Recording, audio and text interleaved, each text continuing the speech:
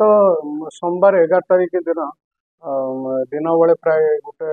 समय आमर सोमनाथ पात्र से निज घर बतंडारू स्त्री सहित स्कूटी रे सोमनाथ मंदिर जाऊला बेले आमर से लवणगिरी पहाड़ छक निकट में जोटा कि निछाटिया अच्छी सेटा बॉर्डर एयरफील्ड थाना बॉर्डर एरिया रोचे पिपिली और जटनी से पाखापाखि दुई जन दुर्बृत्त एक कला पल्सर बाइक रे आसी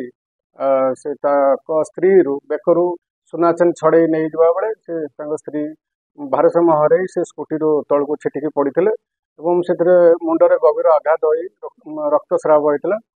प्रथम स्वामी कैपिटल हॉस्पिटल नहीं कैपिटल हॉस्पिटल हाईटेक हॉस्पिटल नहीं ट्रीटमेंट चलता बेले गतकाली से अपराह्न एक्सपायर करगले ए संक्रांत आमर जे रोचंती प्रताप पात्र स्वामी से काली एठी एतला दवा पर एथरे गोटे 340 नंबर केस मोकदमा रुजु होईची एवं एथरे गोटे स्पेशल टीम गठन कराई सीपीडीसी निर्देश मते एवं से स्पेशल टीम अनुसार आमर से आसामी को तुरंत खोजी बाहर करने प्रयास चली से बाबद आमर जो टीम से मैंने जाकि अनुसंधान करुँच जहाँ किसी सीसीटीवी फुटेज कि अनुसंधान कर प्रॉपर से टाइम रे जो मैंने जाइए से गुड़ाक टोटाल वेरीफाई करा चलुची खूब शीघ्र मिल जाबार से चांस ऑफ डिटेक्शन खूब सारा आशा अच्छी निश्चित भाव माने पेशादार अपराधी बोली जना पड़ुंट एवं से वेरीफाई कराऊँच पाखापाखि जी अच्छा सबुड़ा वेरीफाई चली आम स्पेशल टीम ऑपरेशन पूरा पूरी लगी रही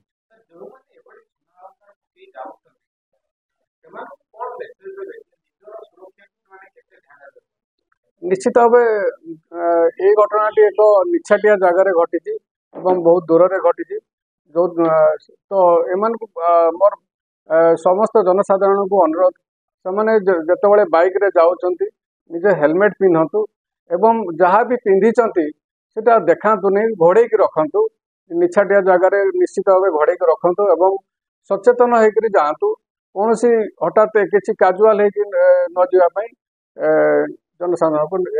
निवेदन कर हाँ से जो महिला जिते से छिनता कला बेले से तले पड़ जाते मुंडे गभीर आघात होता मेडिकल गला ट्रिटमेंट होता बेले से मृत्यु